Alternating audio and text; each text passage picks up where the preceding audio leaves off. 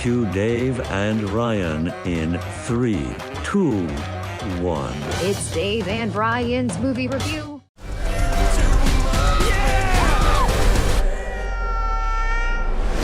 It's time for you to meet the real Agent Argylle. Oh my God. Oh my God. Oh my God.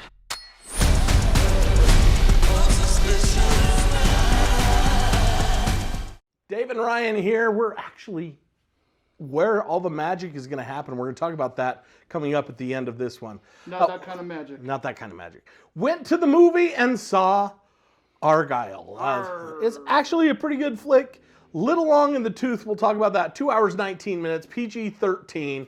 And it might be easier to say who's not in the movie, because there are a lot of people in this movie. Yeah. We've got Henry Cavill, we've got Bryce Dallas Howard, Sam Rockwell, Samuel L. Jackson, Bryan Cranston, Catherine O'Hara, John Cena, Dua Lipa. Have I left anybody out? No. The chick with the swords for feet from the first Kingsman movie. Yeah. She was the keeper. But deals with Bryce Dallas Howard plays an author who is writing spy novels, and it starts coming true. Yeah. Things in her novels come true. So there is a organization out there. Was it the Directive? An organization. The Directive, I believe is the name. That feels like she is some sort of fortune teller. Like she has the pulse, her finger on the pulse of things, and knows what's going to happen and knows where things are because something has gone wrong, and they need her to tell them what is going to happen next. You've got a fun little cat in this one that kind of follows her around the whole thing. And there is a twist in this one of M. Night Shyamalama Ding Dong proportions that actually Ryan figured out 30 minutes in. Yeah. So I don't want to give away too many spoilers, but I just want to leave it at that. And it's just the story of Sam Rockwell taking Bryce Dallas Howard to try and figure out what's going on, telling her what's going to happen, and it just kind of expands from there.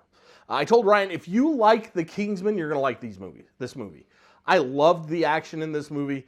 I felt, now granted it was PG-13, but I felt that it could have been rated R, because it would have been a lot funnier if it were rated R in some of the action sequences. The fight scenes are awesome. They're filmed great. The train scene what is it with train scenes that never seem to end? Like on Mission Impossible, once again, it never seems to end, but it's totally worth it. It's like the Fast and the Furious airport runways. Yes, it just goes on forever. It never ends. But once again, if you like the Kingsman movie, you're gonna love this one. It's a great movie. It's a lot of fun, and I enjoyed it. Like I said, I thought that it was a little too long. I thought it could have been a little bit shorter. 2 hours and 20 minutes was a little long to me, but I don't know what you thought about it. Yeah, the action sequence, if you like the Kingsman, it's got that slow down action with you see the people's reactions on their faces and stuff like that to the things that are happening. And overall, the acting was just amazing. It was. Sam Rockwell is just amazing in this movie. And twist. And twist. But definitely go see this if you're looking for a good time. It's really funny. It's not like a horrible story, but there are a few plot holes in this. But there is a little scene at the end of the movie that kind of links the Kingman. There is, and it's more like a mid-credit scene. But not only that, I would like to see more of this story. Yeah, they did tease that book one was coming. Yeah, they did leave it open a little bit, so we'll see what happens with that one. But yes, it's a great movie, and the places that they're at they're in Greece, they're in France, they're in London. Beautiful shots, beautiful scenes, lots of great action going on in this one. I had to give this one 4. I'm giving this one 4 buckets of popcorn. It was a lot of fun, but I also like the Kingsman movies.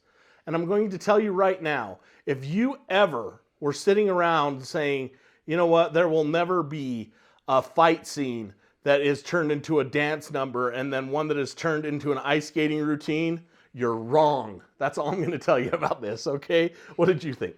Yeah, definitely some creative fight scenes in this movie. But overall, I'll give this one 3 buckets of popcorn. It's a great movie. The acting is well done. There is a few things that could have done better, but overall, it's a great movie. It is. It's a lot of fun. A lot of fun.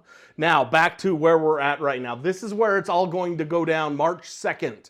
It is Forced Awaken, and after doing the math, because nobody ever accused us of being good at math, did they? I can't read. That's right. 29 hours, we're calling it. A 29-hour Star Wars challenge starting on March 2nd at 5 p.m. We are going to walk all the way and watch all 12 cinematic releases. I did say walk for a second.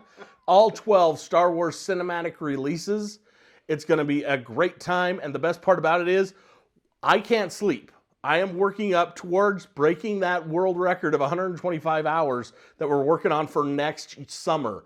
So I can't sleep through it. So we're going to be commenting, we're going to be chatting, we're live streaming it on our YouTube page, we're live streaming it on our Facebook page. So go on those pages right now, like and subscribe, and then you will be able, and the link will come to you, and you can talk to us, and we can just discuss the greatness that is Star Wars, because it's going to be a lot of fun. And yes, we're going to be trapped in this room for 29 hours pretty much. As we're watching it, you can comment and we can answer you. That's right. We'll be able to comment. It might be spelled incorrectly if I'm on the keyboard. Yeah, but that's okay.